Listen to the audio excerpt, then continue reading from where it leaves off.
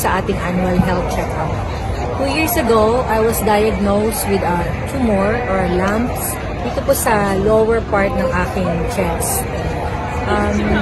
That was the time na medyo nagpanic po ako kasi po meron siyang bukol, and I was advised by my doctor sa St. Luke's Hospital na kailangan na po siyang operahin para hindi daw po siya maging cancerous. Dahil dun po sa pagsusuri na ginawa sa akin ng mga doktor sa St. Luke's, in-advise po ako ng aking doktor na magpa-opera, kaya meron na po sana akong schedule of operation. But unfortunately, nagkaroon po tayo ng pandemic, kaya hindi po natuloy ang aking operasyon. Hanggang sa lumalala po yung sakit ng aking nararamdaman, hanggang hindi na po ako nakakatulog sa gabi dahil kirot. Kaya lagi po ako nag-iinom ng kahit anong pain reliever na available. Hanggang sa isang araw, hindi ko na po talaga siya matiis.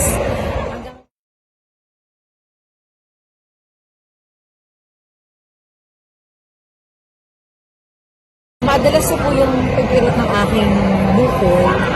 Medyo natatakot na po ako at nag-worry. Gano'ng kalaki size?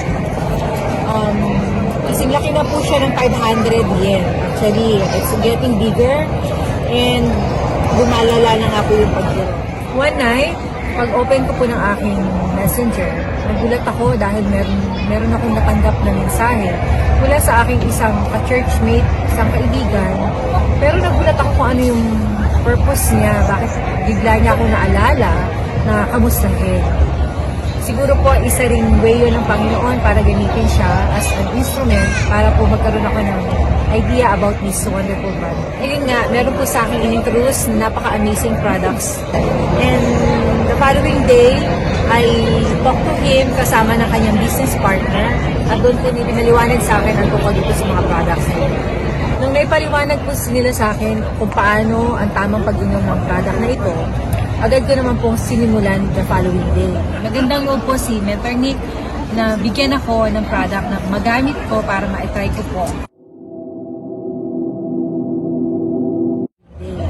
So ginawa ko po itong daily routine every morning pag-gising ko sa umaga, bago po ako mag-almusal, 30 or 1 hour bago po ako kumain, ay iniinom ko na po ang product ko ito.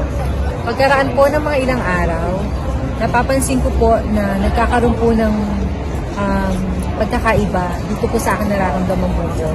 Na unti-unti ko pong nararamdaman yung pagtigil ng kirot at ganoon na rin po na para siyang nagkulaw at lumiit.